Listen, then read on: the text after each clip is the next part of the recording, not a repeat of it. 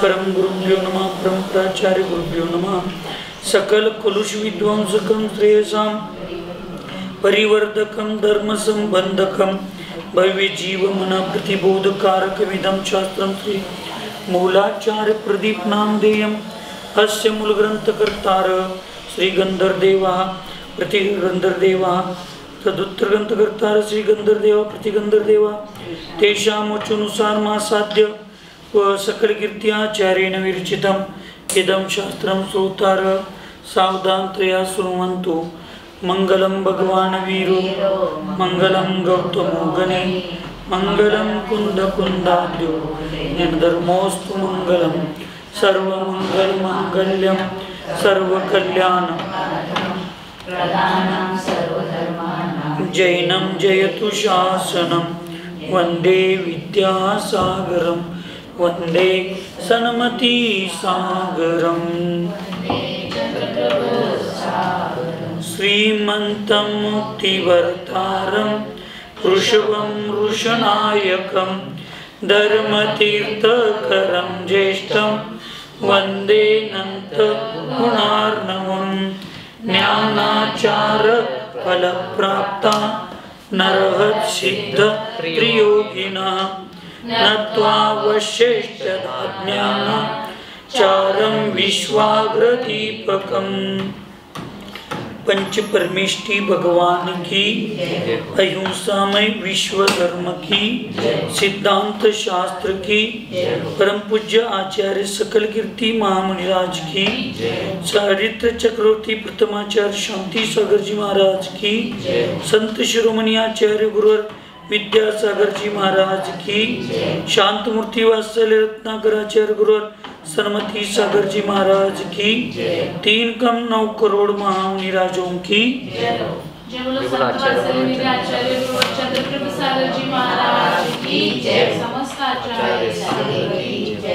आचार्य भगवंत सकल कीर्ती महामुनिराज मूलाचार प्रदीप या महान ग्रंथामध्ये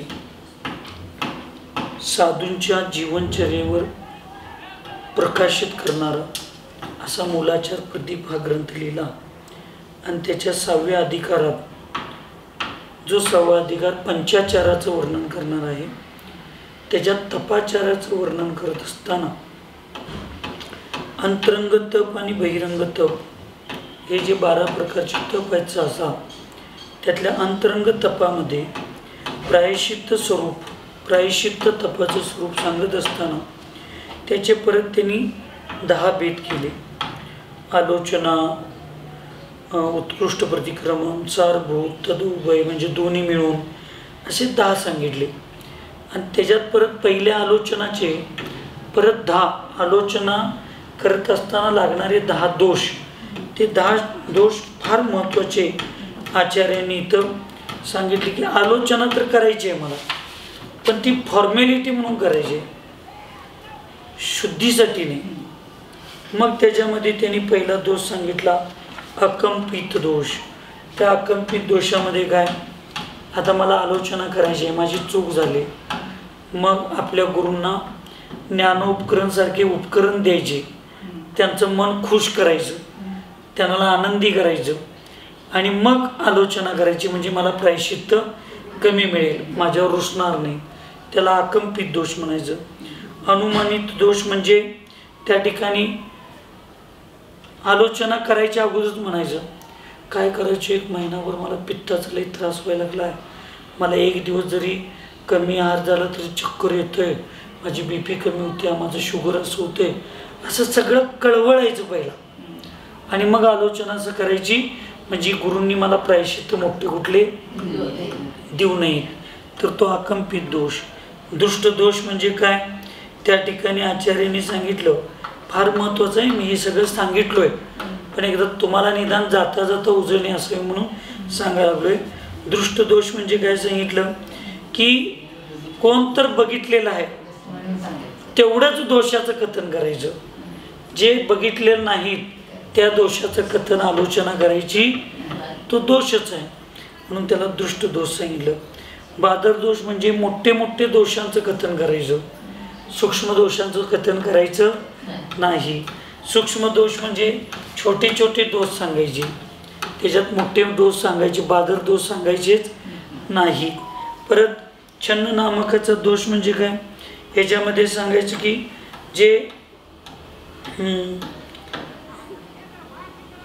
आपल्या शिष्यांच्या बाबतीत असं अपकीर्तीच्या भयानं दोषांना दूर करण्यासाठी की गुरूंना पहिलाच बांधून घ्यायचं. तुम्ही मला जर कमी प्रायश्चित्त देणार असाल, मला लई कडक प्रायश्चित्त देणार नसाल तर मी माझी आलोचना करतो, नाहीतर नाही. त्याला म्हणायचं शब्दाकुलित दोष म्हणजे काय सांगितलं की ज्यावेळेला आपण पाक्षिक, दैवसिक, चातुर्मासिक आदी या सगळ्या आलोचना किंवा ह्या सगळ्या गोष्टी करत असताना इकडं 2-3 माताजी माझ्यावर बोलायला लागल्यात, तर त्याच यायचं हळूच माझं असं दोष म्हणजे सामुदायिकमध्ये सांगत असताना आपलं एक सांगितलं, मग आपण मी तर सांगितलो की माझं काम झालं असं करायचं.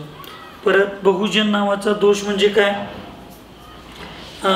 प्रायश्चित्त मी आता दिलो एकट्यांना, तर ह्याने दिलेलं प्रायश्चित्त बरोबर आहे का काय आहे, आणि दुसऱ्या गुरूंच्याकडे जायचं आणि काय करायचं, त्यांच्याकडं पण प्रायश्चित्त घ्यायचं, त्यांच्याकडे पण. त्याला म्हणायचं बहुजन नावाचं प्रायश्चित्त दोष, आलोचनाचा दोष.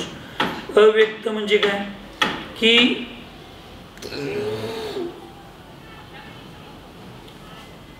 मी तर अडाणी आहेच, माझ्यासारख्याच दुसऱ्या जिनवानीचा अनभिज्ञ असणाऱ्या म्हणजे ज्ञान नसणाऱ्या दुसऱ्या महाराजांच्याकडे जायचं आणि त्यांच्याकडे आलोचना करायची आणि छोटं मोठं प्रायश्चित्त घ्यायचं, सोडून द्यायचं. त्याला म्हणायचं अव्यक्त. आणि तत्जीवित नावाचा दोष म्हणजे काय की आता चर्चा चालू आहे म्हणून हे तर फार महत्त्वाचं आहे. आता श्रुतमती माताजी आणि स्वभावमती माताजी माझ्यापाशी येतात, बसतात. स्नेहमती आणि चंद्रमती आल्या, मग स्नेहमती माताजी माझ्या पुढे एक आलोचना केल्या, मग त्या आलोचनाचं मी प्रायश्चित्त त्यांना दिलो. तेच दोष चंद्रमतींचे घडले. मग चंद्रमतीने काय म्हणायचं, परवा स्नेहमतीनं तर महाराजांनी हेच प्रायश्चित्त दिल्या दिली, मग आणि आपण कशाला विचारायचं. म्हणजे दोषांचं कथन आलोचना न करता माझी पण हीच दोष घडले हो, मग माझं पण प्रायश्चित्त हेच असेल की म्हणायचं. आणि न आलोचना करताच मनानंच ते प्रायश्चित्त घ्यायचं. हे सगळे असे 10 प्रकारचे दोष. किती प्रकारचे. आता आपण आलोचना कशी करतो ते आपलं आपण ठरवायचं.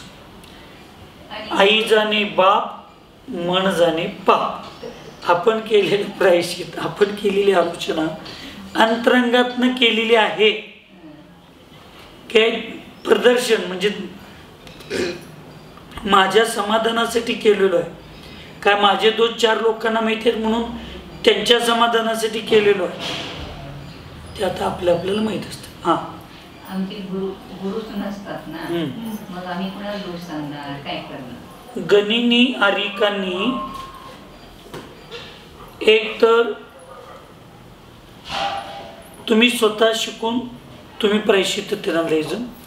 आणि तुमचे जे गुरु आहेत आपण ज्यांच्याकडे घेतो किंवा एखादे श्रेष्ठ आचार्य ज्यावेळी असतात त्यावेळी काही मोठे जे दोष आहेत ते लिहून ठेवणे.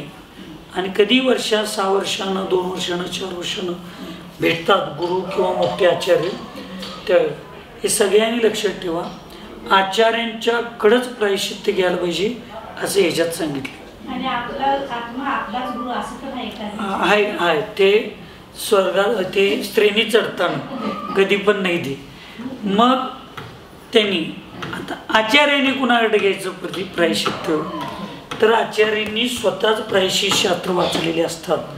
त्यांनी भगवंतांच्या पुढे बसायची आणि आपलं आलोचना करायची आणि त्याचं प्रायश्चित्त भगवंतांच्या साक्षीनं प्रामाणिकपणे आचार्यांच्याकडून आपल्या भगवंतांच्या साक्षीनं घ्यायचं.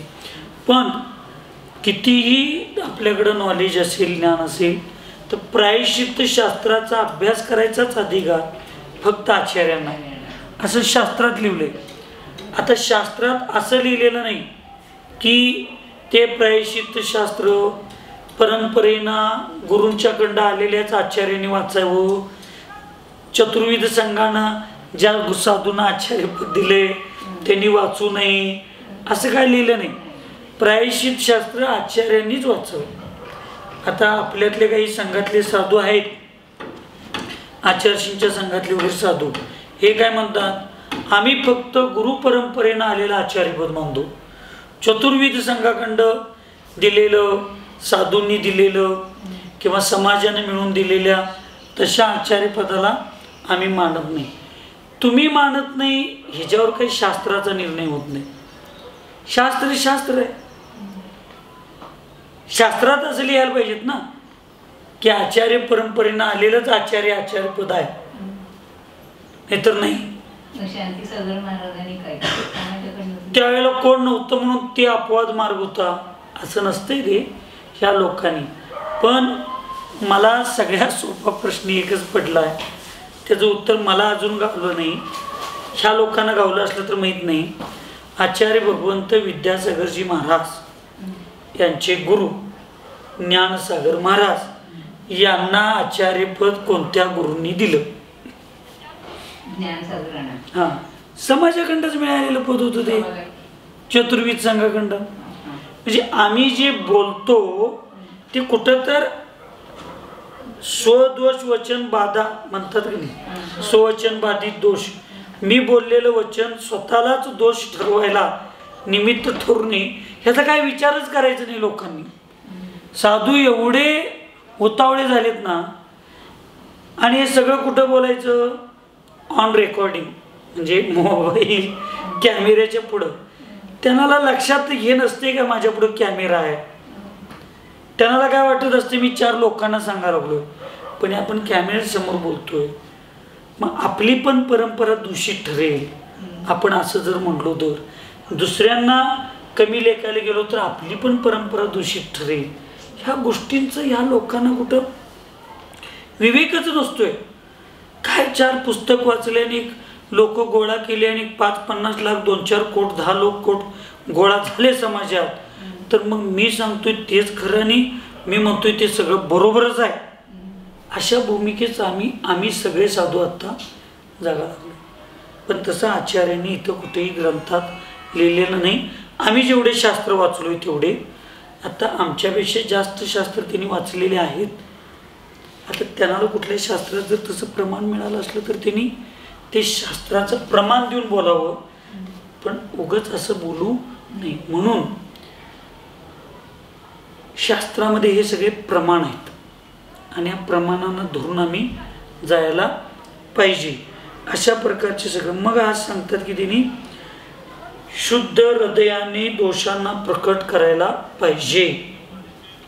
मग दोषांची आलोचना केव्हा आणि कशा प्रकारे करावी याचं आज आपल्याला चिंतन करायचं आहे. सूरे रेखा किन पार्श्वे स्वदोषाणां प्रकाशनम् अद्वितीयस्य शिष्यस्यै कान्तेप्युक्तं न चान्यथा प्रकाशे दिवसे सूरे रन्ते स्वालोचनादिकम् आरिकाया सतामिष्टम् तृतीये सज्जने सति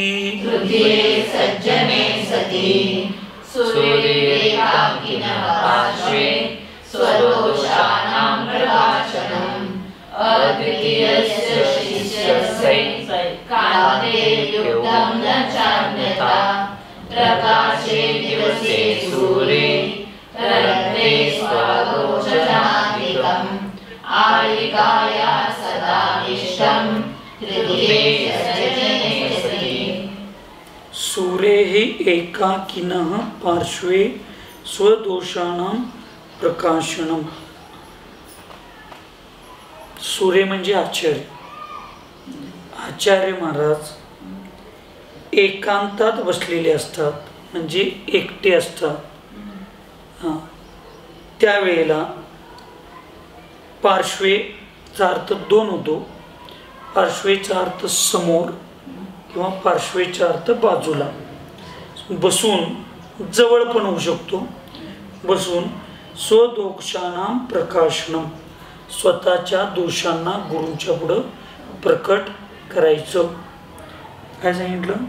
गुरु एकांतात असतात, त्यावेळेला त्यांच्या समोर बसून, साईडला बसून, जवळ बसून. इथं महाराज आहेत गुरु, त्या कोपऱ्यात बसलोय, आपण काय बोलायला लागलोय त्यांच्यापर्यंत आवाज जात नसेल. जवळ बसून विनयपूर्वक, मोठा दोष असेल तर सिद्ध श्रुत आचार्य भक्तिपूर्वक मांडायचं, आणि सामान्य बोलायचं असेल तर ठीक आहे. निवेदन करायचं, आचार्यशी माझी आलोचना करण्याची इच्छा आहे, काही दोष लागले, मी आत्ता आपल्यापुढं आलोचना करू शकतो का? मग आचार्य करा म्हटले तर करायचं, थोड्या वेळानं म्हटले की नंतर यायचं. कारण कुठला तर पाठ चालला असेल, कुठलं तर चिंतन ज्यांचं चाललं असेल तर डायरेक्ट जाऊन बिन परवानगी घेता मांडायचं नाही. आणि काय सांगितलं? अद्वितीयस्य शिष्यस्य एकांते अपि युक्तम न चान्यता. म्हणजे त्या ठिकाणी एकांतामध्ये बसून त्या ठिकाणी करायचं आहे, काय करायचं? आपलं प्रकटीकरण करायचं, सगळ्यांच्या समोर करायचं नाही. प्रकाशे दिवसे सूर्ये अंते स्व आलोचनादिकम आरिकाया सताम इष्टम तृतीये सज्जने सती. तृतीय म्हणजे तिसरा कोण तर पाहिजे. एक महाराज आचार्य, एक अकेले महाराज जी आचार्य और एक अकेले आरिका वहाँ नहीं जा सकती, तीसरा और एक व्यक्ति कोई ना कोई वहाँ पे चाहिए, तब जाकर आचार्य के सामने, उसका भी मतलब है प्रकाशे दिवसे, दिन में जाना चाहिए और दिन में भी जाएंगे तो प्रकाश होना चाहिए. ऐसे समय महाराज को और अपने को छोड़कर और एक व्यक्ति साथ में लेकर फिर अपनी आलोचना करनी चाहिए, ऐसा आगमी बताया. अशा पद्धतीने आचार्याने सांगितलेलं आहे. म्हणून दोष मांडायसाठी, आलोचना करण्यासाठी एकांतात हरिकानी घरी जायचं नाही. आणि महाराज जे असतील तर त्यांनी एकांतामध्येच गुरूंच्या समोर जाऊन प्रकटीकरण करायचं असतं, कारण त्याची चर्चा. आणि एक लक्षात ठेवा, याच्यामध्ये किती महत्त्वाचा विषय. एक आरिका दुसऱ्या आरिकाच्या समोर ज्यावेळी आपली आलोचना करते, एखाद्या ब्रह्मचारिणीच्या समोर करते, एखादी व्रती देशव्रतीच्या समोर करते, त्यावेळी ती देशव्रती, ती आरिका, ती ब्रह्मचारिणी ज्यांच्या पुढं आपण आलोचना करतोय, किंवा महाराजजी, त्या संघातले महाराजजी, आरिकाच पाहिजेत असं नाही, दुसरे महाराजजी कोण, तर त्या महाराजांच्याबद्दल एवढा विश्वास पाहिजे, किंवा ते महाराज एवढे गांभीर्यपूर्वक असले पाहिजेत की आत झालेली चर्चा कधी त्याच्या बाहेर चर्चा होता का. म्हणून तिथं शब्द त्यांनी, मला वाटतंय असं शास्त्राचा अर्थ निघत नाही की आरिकानं आरिकालाच घेऊन जायला पाहिजे असं का लिहिलं नाही. कारण बायकांच्या तोंडात कुठला डाव कुठं काढतील याची गॅरंटी नाही, याची गॅरंटीच नसते. त्यामुळे शांत हे. आणि सगळ्यात महत्त्वाचं, इथं आत झालेली चर्चा एवढ्या विश्वासाने गुरूंनी आणि माझ्या धर्मभगिनींनी माझ्यापुढे एवढे विश्वासानं बोललेले आहे, ती जर तुम्ही बाहेर जाऊन बोलला तर सगळ्यात पहिला मोठा दोष विश्वासघात. कुणाचा केला? एक महाव्रतीचा, गुरूंचा, दोघांचा विश्वासघात केला एक. त्यामुळे भविष्यात तुमचा विश्वासघात घ्यायला वेळ होणार नाही. दोन. तिसरी गोष्ट, उपगुहन अंग राहिलं नाही, त्यामुळे सम्यक दर्शन तुमचं लुळं पांगळं झालं. आणि समोरच्या व्यक्तीमध्ये सगळ्यात महत्त्वाची एका महाव्रतीची निंदा केल्यामुळं नीच गोत्राच्या बंधाला निमित्त ठरू शकतं.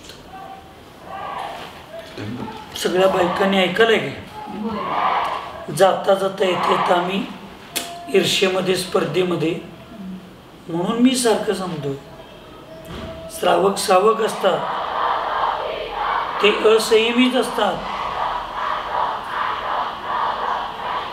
सगळ्या माताजींनी सगळ्यांनी लक्षात ठेवा, एकमेकांच्या महाव्रतींची आलोचना निंदा एकमेक श्राविकांनी किमान आरिकांनी तर 100% लक्षात ठेवा. आपापल्या संघातल्या गोष्टी आपापल्या संघातच ठेवायच्या असतात. श्राविकांच्या पुढं असंयमी लोकांच्या पुढं कधीही बोलायचं नाही. एक आरिकाची निंदा दुसऱ्या आरिका पुढं करायचं नाही म्हणून सांगितलं. आम्ही असंयमी श्राविकांच्या पुढं करत बसलो तर नीच गोत्राचा बंधू तो नीच गोत्राचा. सामान्य व्यक्तीची निंदा केली तर नीच गोत्राचा बंधू तो, एका महाव्रतींचं केली तर किती होतं. आणि म्हणून ही सगळी शेवटला सगळी ज्या त्यावेळी तर आलोचना करायचीच असते, पण शेवटला का उत्तमार्थिक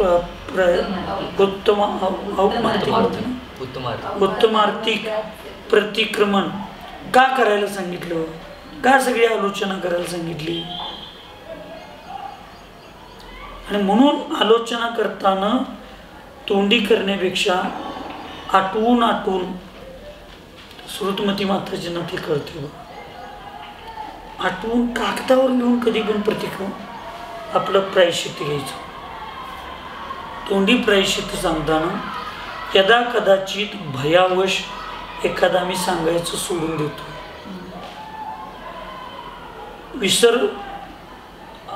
विस्मृतीच्या निमित्तानं एखादा दोष राहू शकतो, म्हणून लिपिबद्ध करूनच ते सांगायचं. ते वाचायचं एकदा दोनदा, अनेकदा चिंतन करायचं आणि मग गुरूंच्या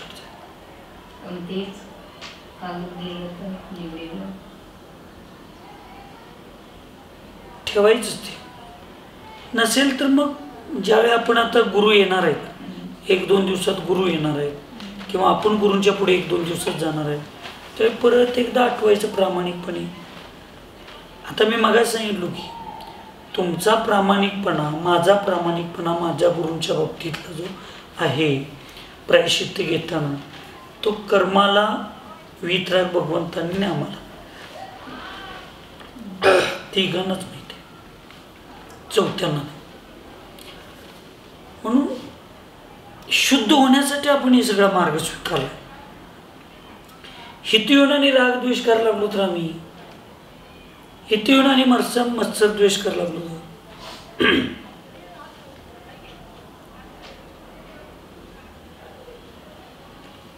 स्वभावमती माताजी शांतीसागर महाराजांची समाधी चालली होती. जगनमोहनलाल शास्त्री 99% तेच असतील. त्यांनी आचार्यशींच्या पुढं अगदी 1 महिनाभर अगोदर त्यांनी निवेदन केलं की तुमच्या समाधीनंतर कुठल्या पद्धतीनं आम्ही तुमची अंत्यक्रिया करायची. तर आचार्यशींनी सांगितलं ते माझं प्रेत फेकून टाका, मला संत पंतवादात पडायचं नाही. सुमेरुचंद दिवाकरांच्या घरात ज्यावेळी त्यांनी शिवणीमध्ये अभिषेक बघताना सुमेरुचंद दिवाकरांनी सांगितलं की इथे पंचामृत होत नाही, जलाभिषेकाची परंपरा आहे. त्यावेळी आचार्यशींनी सांगितलं कि अभी तक परंपरा के चक्कर में आपको आपका स्वाध्याय अभी कम है, शास्त्री जी स्वाध्याय कीजिए. परंपरा फार महत्त्वाची नसते, आदर्श असते, पण ती सर्वोत्कृष्ट नसते. परंपरेच्या चक्करमध्ये पडून आपण आपल्या आयुष्याचं कधी योग्य वेळेला नुकसान करायचं. म्हणून आपण माझा आता जीव चालला आहे, माझा जीव जाणार आहे आणि त्यावेळेस समोर एखादी साधू यायला लागलीत, आता मी चौकशी करत बसलो तर ते कोणत्या परंपरेचे आहेत, त्यांचे गुरु कोण आहेत, त्यांचे शिष्य काय आहे, आणि त्यामुळे जीव जाणाऱ्या साधूंना आम्ही म्हणायला लागलो तर हे आपलं गुरु नव्हत, हे आपली परंपरा नव्हा, आपण यांच्याकडे यायचं नाही, जीव गेला तर चालेल पण आपलं आपलंच असलं पाहिजे, हे मूर्खतेचं लक्षण आहे. समाधी घेणाऱ्या व्यक्तीचं मन आणि त्याची आस्था, त्याची श्रद्धा जी आहे त्याला आम्ही स्वीकारत जायचो. त्याच्या चर्येत, क्रियेत, विचारात काय तर चूक होत असेल तर ती समजावून सांगायची असते. पण ती समजावून सांगत असताना सुद्धा समाधी घेणाऱ्या व्यक्तीला, त्या साधकाला मानसिक त्रास आणि टेन्शन येईल असं कुठलीही गोष्ट वागायची नसते. आचार्य शांतीसागर महाराजांच्या चारित्र्य चक्रवर्तीमध्ये उल्लेख येतो की शांतीसागर महाराजजी एका साधूंच्या बद्दल द्वेष पण नाही पण राग पण नाही, कारण त्यांची चर्या त्यांना माहीत होती म्हणून ते कायम त्यापासून लांब राहणार. पण त्याच साधूंची समाधी चालली होती आणि शेवटला त्यांचे परिणाम थोडं बिघडले, याचा अर्थ शारीरिक वेदना सहन होत नसतील. आणि मग त्या गावची व्यक्ती आचार्य शांतीसागरांच्या तिथं दर्शनाला गेली असताना ही घटना सांगितली. तर ज्या शांतीसागर महाराजांनी आयुष्यात त्यांना कधी नमस्तू केला नव्हता. ऐकायला का सगळीजण? त्यामुळे समाधी घेणाऱ्या जीवाला स्थिर करण्याची भूमिका असते, तिथं हट्टाला पडायचं नसतं. त्या साधूंना शांतीसागर महाराजांनी पिंची उचलली आणि सांगितली त्यांना माझा नमोस्तू सांगा. आणि आपण जो पुरुषार्थ केला आहे तो फार महान पुरुषार्थ आहे आणि तुमच्यासारखा पुरुषार्थ मला आला पाहिजे. तुमच्या समाधीची जी प्रशंसा बाहेर चालू आहे ते ऐकून माझं मन गदगद झालेलं आहे आणि तुमच्यासारखा पुरुषार्थ मला येऊ दे म्हणून मी तुम्हाला नमस्ते करतो. तुमची समाधी चांगली होते. त्या व्यक्तीने त्या साधूंच्या पुढे ज्यावेळी वाचन बोलले तर त्यांच्या डोळ्यातनं पाणी आले आणि ते साधू म्हणले की शांतीसागरांच्यासारखा महान साधू मला नमस्ते करून निवेदन करून जी भावना करतोय आणि माझ्या सल्लेखनाची त्यांच्याबद्दल कशी एवढी चांगली चर्चा चालू आहे आणि मी काय करायला लागलो. आणि ते तिथं स्थिर झाले आणि 1-2-3 तासात त्यांची समाधी झाली. ही विवेकी होते शांतीसागर महाराज म्हणून ते एवढे श्रेष्ठ झाले. ते कुठल्या परंपरेत गुरु ह्या त्यों ह्या त्या गोष्टीत अडकून पडले नाहीत ते. म्हणून आपल्याजवळ कुठलाही साधक, श्रावक असू दे, श्राविक असू दे, देशवृत्ती असू दे, महावृत्ती असू दे, आपल्यासमोर ज्या वेळेला अशी भूमिका निर्माण होते समाधीची एखाद्याची, त्यांना आपण परंपरा शिकवायची नसते. त्यांना आपण फक्त ही अखंडित आलेली परंपरा संसाराची, जन्मजरा मृत्यूची, ह्याला मोडीत काढण्यासाठी फक्त समाधीचीच परंपरा शिकवायची की कोण कशी समाधी घेतली. आज चंद्रभूसागर महाराज जे आहेत आणि कोण आहेत काय आहेत हे तुमच्यासाठी फक्त बहिरंग निमित्त आहे. अंतरंग निमित्त तर श्रुतमती माताजींनी स्वतः निर्माण करायचं आहे. तुमच्यामध्ये भगवान बनण्याची उपादान शक्ती आहे हे सांगण्याचं काम चंद्रभूसागर महाराजांचं आहे. हे सांगण्याचं काम शीतलसागर महाराजांचं आहे. हे सांगण्याचं काम आमच्या वर्धमान सागर महाराजांचं आहे. हे सांगण्याचं काम त्यांच्या सेवेत असणाऱ्या आर्यिकांचं काम आहे. त्यांना परमात्मा बनवण्याची ताकद ना माझ्यात नाही, ना शीतलसागरांच्यात नाही, ना कोणाच्यात नाही. आणि त्यांनी ती स्वीकारणार केव्हा स्वीकारणार तर जो व्यक्ती सांगा लागलेला आहे त्याच्याबद्दल त्या त्या साधकाचं मन स्वच्छ असेल, श्रद्धा असेल, आस्था असेल तरच तो लगेच स्वीकारणार आहे. आणि आत्ता एवढी वेळ नाही मी बरोबर आहे तुम्ही माझं स्वीकारा ही सांगून समजूत काढण्याची वेळ नसते. म्हणून त्या साधकाबरोबर आपण एवढं व्यवस्थित राहिलं पाहिजे. तुम्हाला सगळ्यांना जमतं. संलेखनाची भूमिका चालू असताना जर एखाद्या साधूला, एखाद्या आरिकाला, एखादी व्यक्ती पुढे आल्यानंतर त्रास होतोय लक्षात आलं, विकल्प होतोय असं जर लक्षात आलं, तर हट्टाला पडायचं नाही. मी पाय दाबणार, मी हात दाबणार, मी तिथंच नमोकार मंत्र म्हणणार.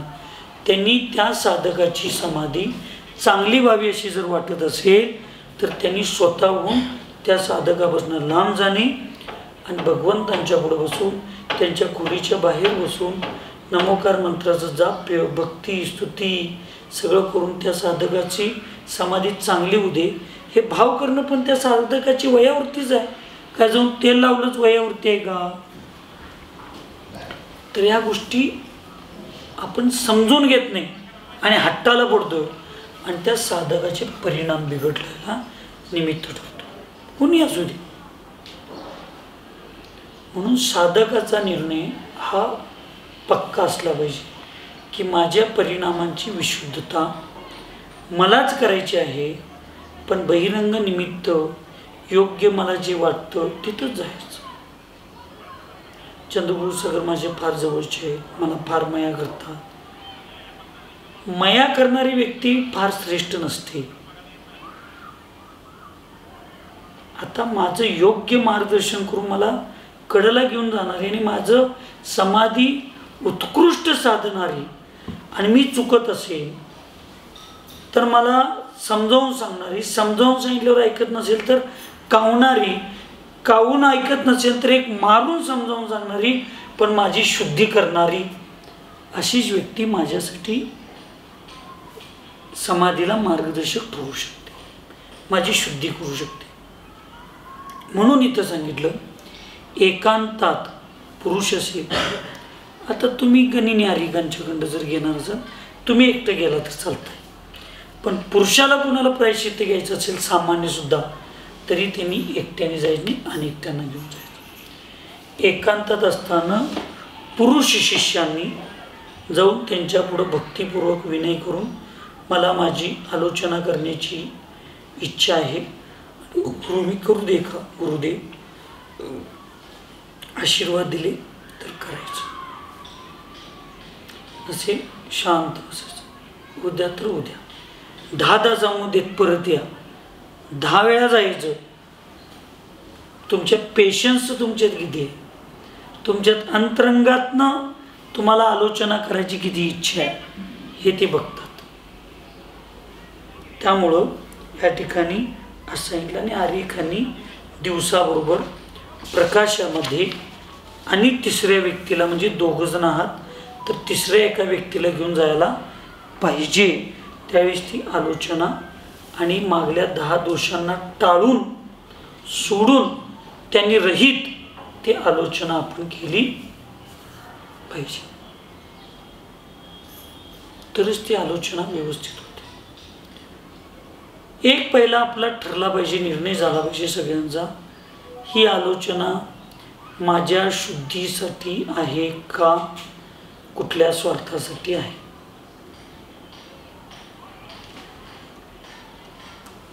याचा निर्णय पहिला झाला पाहिजे. माझ्या शुद्धीसाठी असेल तर मला तापायलाच पाहिजे, मला ते गुरूंच्या पुढे निवेदन केलंच पाहिजे आणि मन मोकळं करून गेलं पाहिजे, तरच ती आलोचना होते. 2-3दा गुरूंनी विचारल्यावर पण तुम्ही नाही नाही नाही आणि पुरावे दिले, हां हां हां त्यावेळेची काय झाले माझ्या लक्षातच नव्हतं बघा, असं नाही. ती मायाची झाली. गुरूंनी विचारायचीच वेळ येता कामा नये. आपलं आपण चिंतन करून घ्यायचं आहे. प्रायश्चित्त द्यायचं नसतंय, प्रायश्चित्त मागायचं असतंय, घ्यायचं असतंय.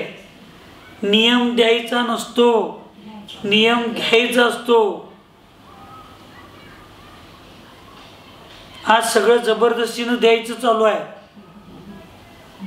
घेणाऱ्यांची भूमिका नसते, द्यायचं चालू आहे, पण देऊन होत नाही, घेऊन होतंय.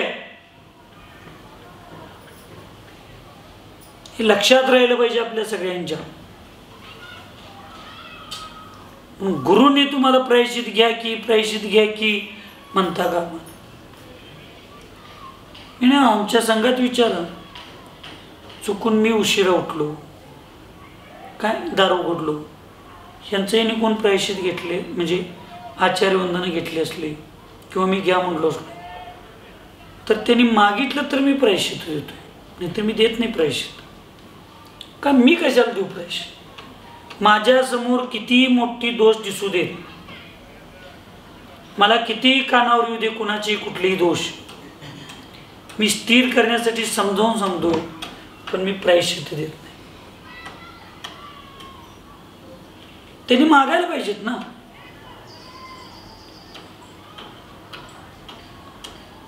आता डिग्रजवाल्यांच्या मनामध्ये आत्मा हाच माझा गुरु आहे नाही असं सांगायला लागलो आहे का की, आणि मला आता दुसऱ्या गुरूंची गरज नाही असं जर त्यांनी निर्णय केलाच असला हा, तर मग आता डिग्रजवाल्यांना मी काय सांगू शकत नाही. पण आत्मा हा गुरु, तोच देव, तोच भगवान, तोच शिष्य. ती केव्हा? तुम्ही ज्यावेळी श्रेणी आरूढ होता त्यावेळी निश्चय नाही याचा विषय. मग तो स्त्री पण नाही, तो पुरुष पण नाही, तो नपुंसक पण नाही, तो देव नाही, तो मनुष्य नाही, तो त्रियंच नाही, तो नारकी नाही, तो एकेंद्रिय नाही, तो पंचेंद्रिय नाही, तो सूक्ष्म नाही, तो बादर नाही. ह्या सगळ्या गोष्टी लावायला पाहिजेत की. आणि ह्या सगळ्या गोष्टी जोपर्यंत आहेत तोपर्यंत मी कोणाला तर गुरु मानायलाच पाहिजे. ह्या गोष्टीच्या पलीकडे ज्यावेळी आपलं चिंतन आणि आपलं ध्यान आणि एकाग्रता लागते त्यावेळेला मग मीच माझा गुरु आहे. पण लोक आत्ताच म्हणायला लागलेत माझा आत्माच परमात्मा आहे, मीच माझा गुरु आहे, त्यामुळे मला कुणाकडं काय घ्यायची गरज, त्यामुळे घेत नाहीत.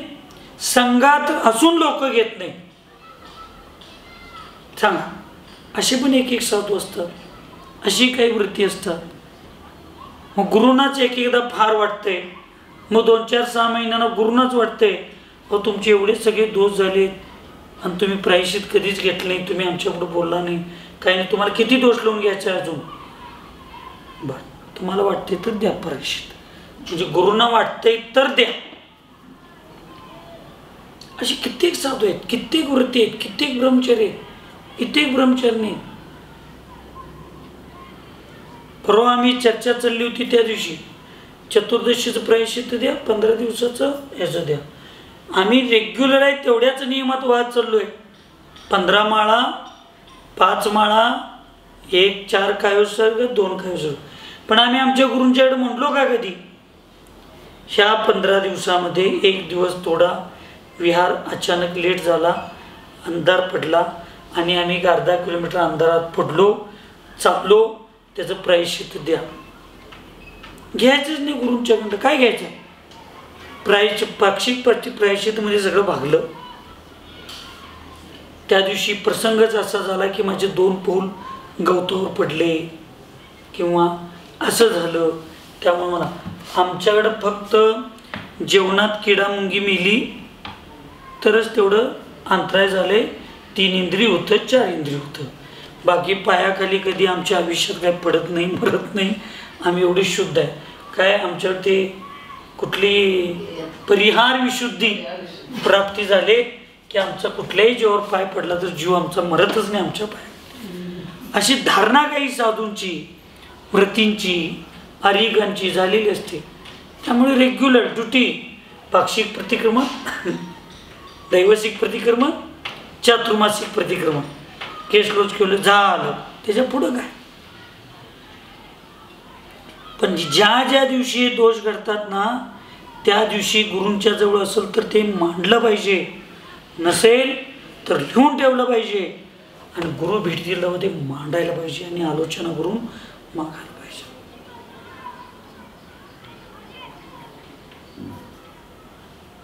नाहीतर मग काय ते काय दोष, बादर दोष, दृष्ट दोष दिसलेल्या दोषांचंच तेवढं आम्ही प्रतिक्रमण आलोचना राहिलो, न दिसलेल्या दोषांना आम्ही मांडलोच नाही, मांडलो नाही तरी दोष आहे, आणि आमचा आम्ही प्रायश्चित घेत असलो तरी दोष आहे. किती मोठा डॉक्टर असू दे, स्वतःचं ऑपरेशन स्वतः करू शकत नाही, आणि आम्ही स्वतःचं ऑपरेशन स्वतःच करायला लागलोय. मला काय गरज आहे दुसऱ्या डॉक्टरकडे जायची? मी ज्याला 1000 ऑपरेशन केलं मी, मला दुसऱ्यांची काय गरज आहे? म्हणून बहुतेक आचार्यांनी शास्त्रात लिहिलं की किती दीक्षा द्या तुम्ही, किती मोठे आचार्य असा, काही करा, तुम्हाला आचार्य पदाचा त्याग करावा लागेल. आणि त्याच्याही पुढं उत्कृष्टतेनं समाधी साधायची असेल तर तुम्हाला दुसऱ्यांच्या संघात जाऊन लहान बनून, मन किती तुमचं मोकळं आहे, तुमचा मान कशा किती गेलेला आहे, तुमच्यात नम्रता किती आहे, ह्याच्यासाठी आचार्यांनी दुसऱ्या संघात जाऊन समाधी घ्यायचं वर्णन केलं असेल. शास्त्र सांगते दुसऱ्यांच्या संघात जाऊन समाधी घ्या. सगळ्यांना काय आचरण असतं? सर्व सोडून दुसऱ्या संघात जायला सगळ्या मुली आली. आचार्यांना तर सांगितलं एक जे प्रमुख आहेत त्या प्रमुखांना तर सांगितलंच, पण त्याच्या पुढे जाऊन आचार्यांना सांगितलं की जर आपलं मन अप्रशस्त असेल, जर आपल्या संघामध्ये आपलं मन अस्वस्थ असेल, आपण ज्यांच्याजवळ राहतोय किंवा आपल्या जवळ जे राहतात त्यांच्याबद्दल आपलं मन अस्वस्थ असेल, तर अस्वस्थ मनाने समाधी घ्यायची नसते. आपलं मन जिथं स्वस्थ असतं तिथं जायचं असतं.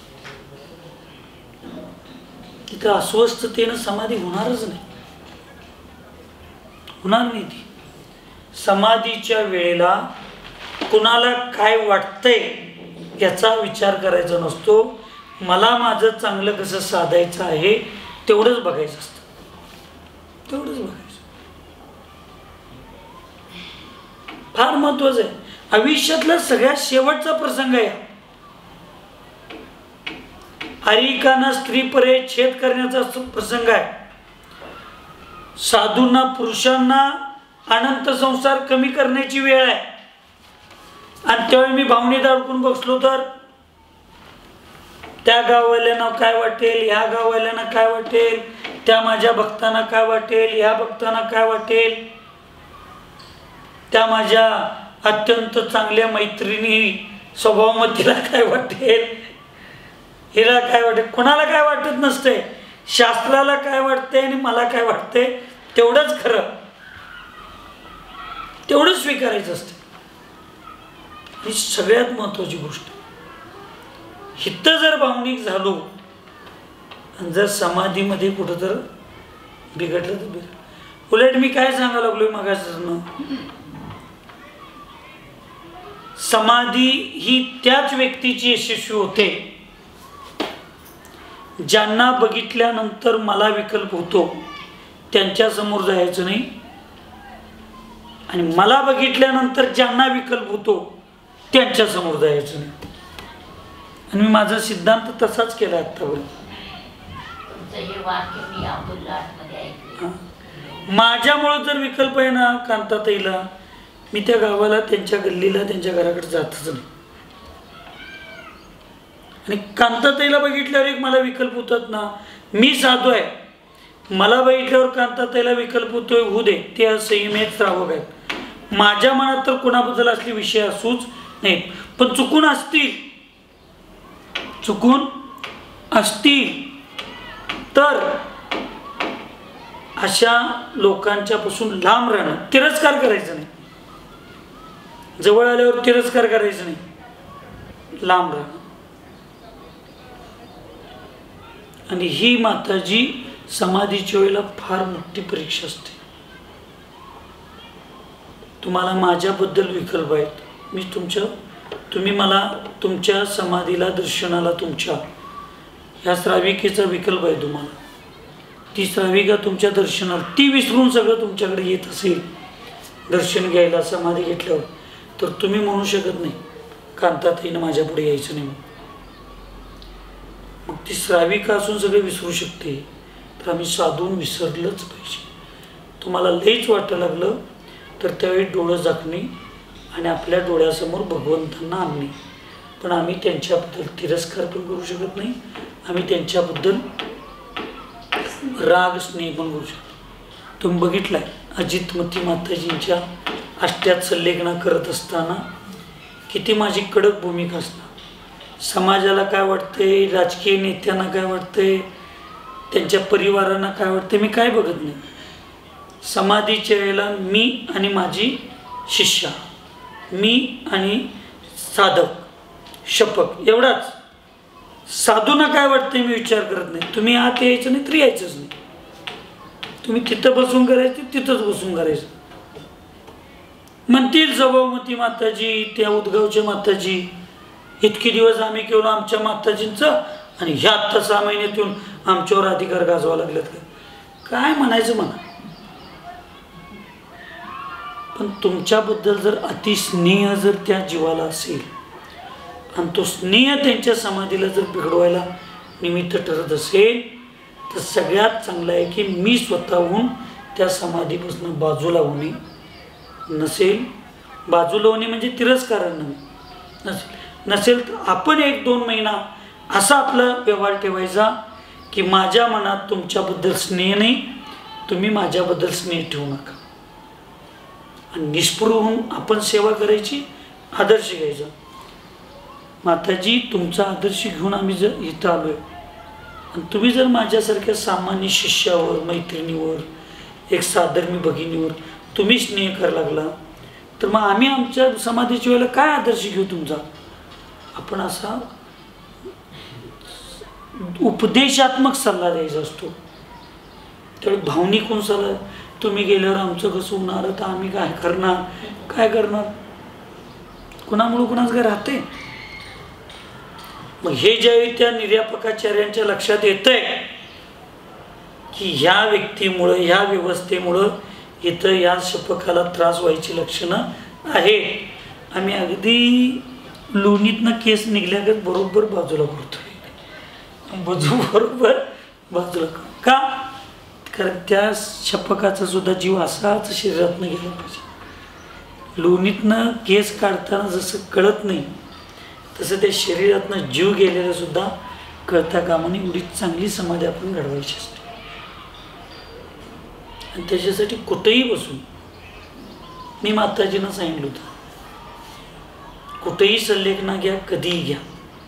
मी जवळ असेन तर तुमची सेवा करेन, आम्ही लांब असेन तर भगवंतांच्या पुढं तुमची समाधी उभारून रोज आम्ही 2-2, 4-4 तास जापे घालेन की माताजींची समाधी चांगली होती.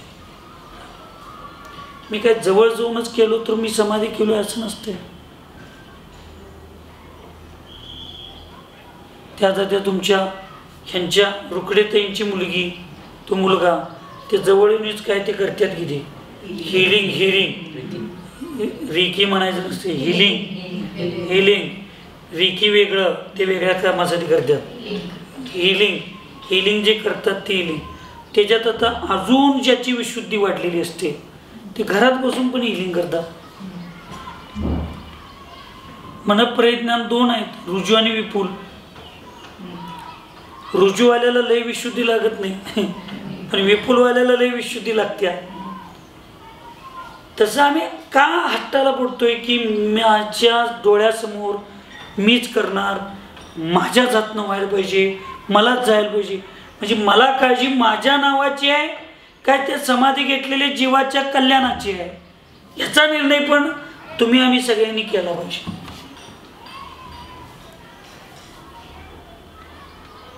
आता माझ्या नावाची काळजी असता कामा नये, स्वभावमतींच्या प्रेमाची काळजी असता कामा नये. मला त्या जीवाच्या समाधीला उत्कृष्ट कसं करता येईल, कुठं पण होऊ दे. उलट माझं तर कायमचं वाक्य आहे, रावणाचा वध रामानं केला काय लक्ष्मणानं केला याच्याशी संबंध नाही, दशरथ पुत्र असला पाहिजे. तसे हे काम ते काम आचारशींनी मांडलेली एक सूचना माझ्या पुढं ते मी करतोय काय, दुसरे साधू कोण करतात आम्हाला माहित नाही, पण ते दशरथ पुत्र योग्य साधू असले पाहिजे. एवढं मन विशाल त्या निर्यापकाचार्याचं पण पाहिजे, त्या समाधी घेणाऱ्या साधूचं पण पाहिजे, आणि सेवा करणाऱ्या सेवकांचं सुद्धा एवढं मन प्रसन्न पाहिजे की माझ्याकडंच नाही कोणाकडं पण सेवा करून घेऊ देत, खरं त्यांची समाधी चांगली होईल, मीच करणार. म्हणून या सगळ्या गोष्टी फार महत्वाचं आहे. प्रायश्चित लेने में प्रमाद नहीं करना चाहिए. उद्या बघूया, परवा बघूया, ठरवा बघूया, नाही प्रमाद नाही. कृतालोचन दोषो यो न तद्दोषापहं तप कुर्यात् तस्य न जायेत मनाक् शुद्धि प्रमादिना विज्ञायेति द्रुतं कार्यं प्रायश्चित्तं मलापहं न चास्याचरणे किंचित् विधेयं काललंघनं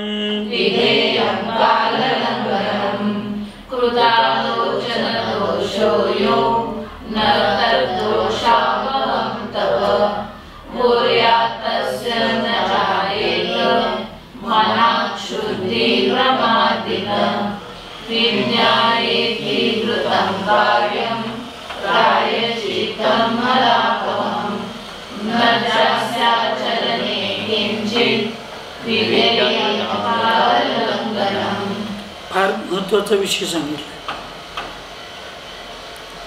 मी आलोचना तर केलो, माझे असे दोष घडले. 1 तासभर माझी आलोचना केलोय मी, पण 1 मिनिट मी म्हटलो नाही. त्या सगळ्या दोषांना शुद्ध करण्यासाठी, हे दोष सगळे दूर होण्यासाठी, हे गुरुदेव मला प्रायश्चित्त द्या, हे म्हणल्याशिवाय गुरु प्रायश्चित्त देऊ शकत नाही. नुसतं आलोचना केला म्हणून चालणार नाही, प्रायश्चित्त मागायला पण पाहिजे. आणि प्रायश्चित्त घेतलं तर काय करायला पाहिजे ती इथं पुढं सांगतात. कृत आलोचन दोषो यो न तद्दोषापहं तप.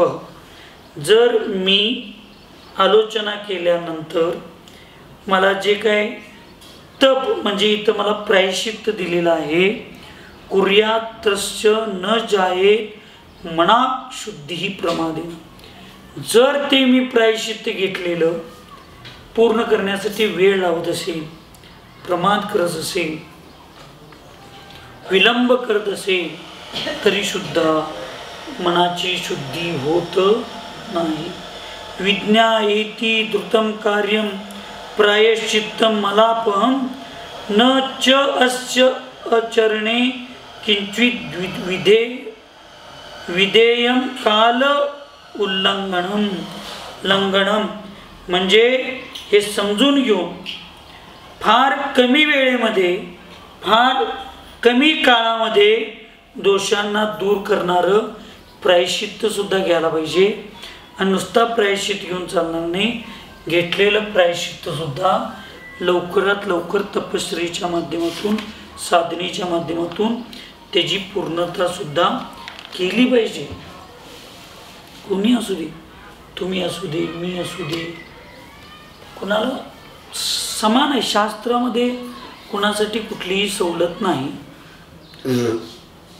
सगळ्यांच्यासाठी समान व्यवस्था आहे. म्हणून या गोष्टी सगळ्यांनी समजावून घेऊन, एकतर आलोचना केलं म्हणजे आपण शुद्ध होणार नाही, प्रायश्चित्त मागितलं पाहिजे, प्रायश्चित्त मागून शुद्ध होणार नाही, तर घेतलेलं प्रायश्चित्त पूर्ण करायला पाहिजे. नुसता पूर्ण करून चालणार नाही, लवकरात लवकर पूर्ण करायला पाहिजे, तरच त्या सगळ्या गोष्टी होतात, नाहीतर होत नाहीत. असं आचार्य भगवंतांनी मूलाचार प्रदीप या महान ग्रंथात सांगितलेलं आहे. म्हणून आपली शुद्धी करताना मन निर्मळ असलं पाहिजे, स्वच्छ असलं पाहिजे, शुद्ध असलं पाहिजे आणि त्या सगळ्या शुद्ध मनाने आपण सगळे हे केलं पाहिजे. ओम